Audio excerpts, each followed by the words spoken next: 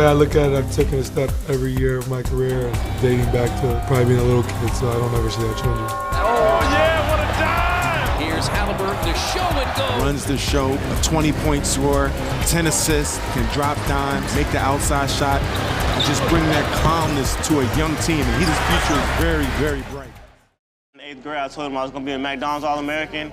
I told him I was going to, go to Kentucky and try to go to the NBA.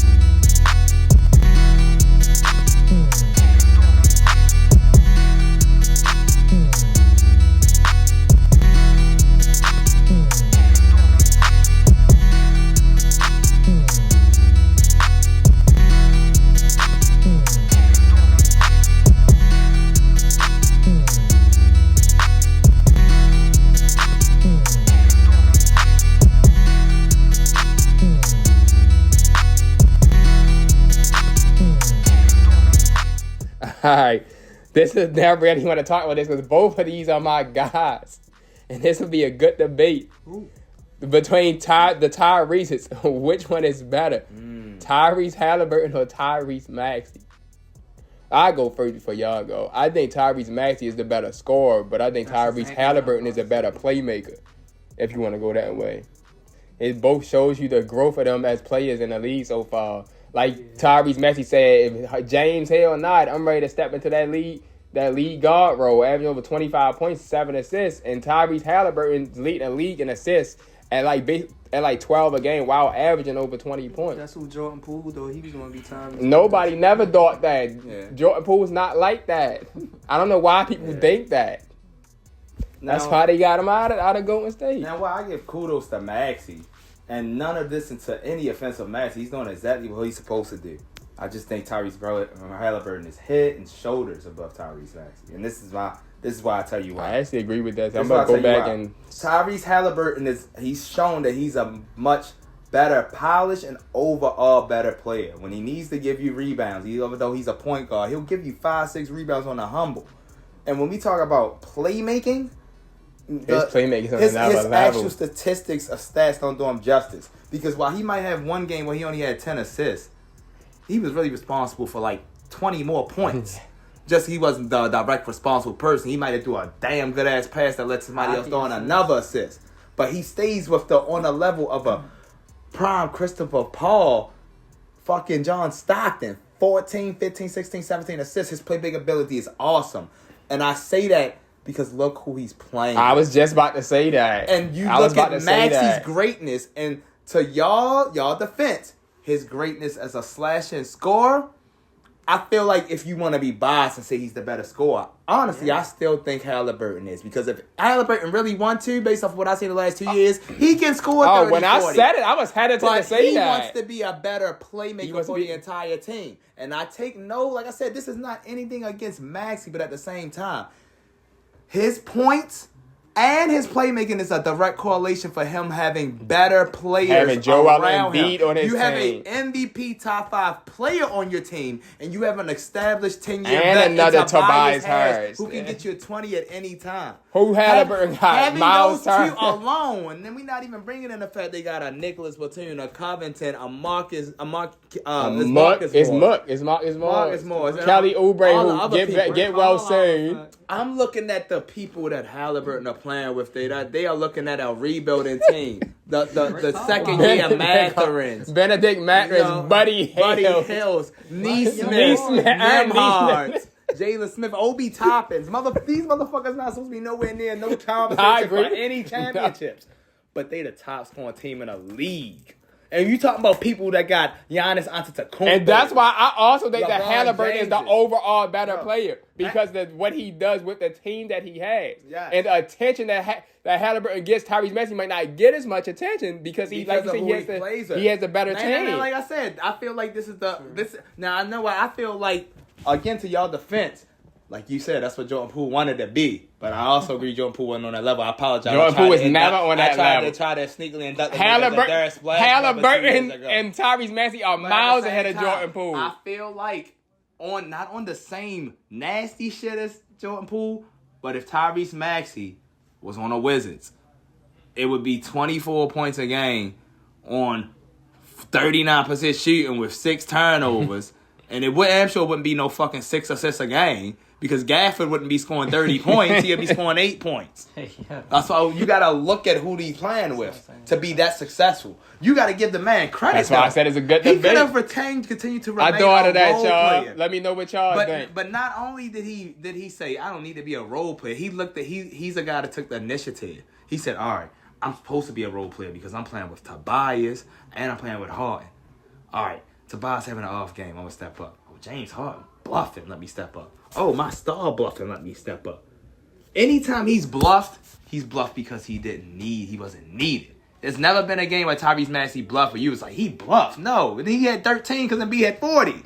Sure. So I give him, that's where I give him the credit that he steps up when he needs to be. But as far as Halliburton, all around, tell me when you last seen a bad Halliburton game, period. Like, because if he has 30 points, he's going to have 10 assists. I've been clamoring for that man since they traded him for some 13, bonus. 14 points and 2 steals. That was a great trade. Yeah, I thought of that, so I want to know what y'all think as well, because that is a very good comparison between the two. Both are playing at a sensational level. All right. Maxey going to be an all-star to me. Both of them going to be all-stars. No, I know Halliburton going to be an all-star. Yeah, all right. So a few more things before we end this off. So it's over for these boys, for the Chicago boys. It's just time for them to make a trade because this thing ain't working with DeMar DeRozan, Zach LaVine, and Boozer. I don't know what's wrong with them. I feel like it's a lack of effort and caring anymore. I feel like none of them want to be there after that 1 year where we was clamoring them and giving them so much credit, like they gonna make some noise and they didn't do anything. And it's mostly because Lonzo fucked up. It is. Lonzo was on did that mess team, it up. and he was a damn good playmaker. He is. He was allowing them to be their natural shooting guard selves. But now you're asking your stars to be playmakers. Mm-hmm. And then it's a problem when they're not being playmakers. Nigga, I never averaged over 3 assists before, but now you want me to be the point guard. No. Well, damn, Kobe White going to get over 3-5 And that was the problem last year. You took Kobe White out the rotation because you was expecting him to be whatever you wanted him to be. But he was being exactly what you needed him to be. Score. He wasn't being Lonzo, but he was managing as a point guard that is getting the ball to his stars. But now it's like Debo and Zach is like whatever. They just like I was disappointed in Vucevic the other night. Like you played your old team. And you drumming out plays you against your old team, bro. You couldn't even. I got him on my fantasy. Like, come on, bro. I mean, every other game, Vucevic been on good, but it's just that guy. Finish this off. It's time for our finish segment. You know what it's time for? It's time for the Come on, yo. I got 2 come on, yos. The first one might be the funniest. It's James Harden, man.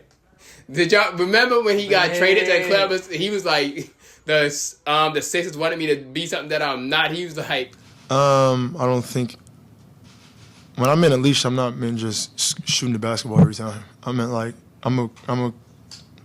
I think the game and I'm a creator on the court. You know what I mean? So if I got a voice to where I can, hey coach, I see this. You know what you think about this? Then it's like, oh, okay. Like somebody that trusts me, that believes in me, that understands me, that I'm just not I'm not a system player. I am a system. You know what I mean? So somebody that can have that dialogue with me and understand and move forward and figure out and make adjustments on the fly throughout the course of the game. he was like, I'm not a system player. I am the system. That's what I thinking to myself. You the system.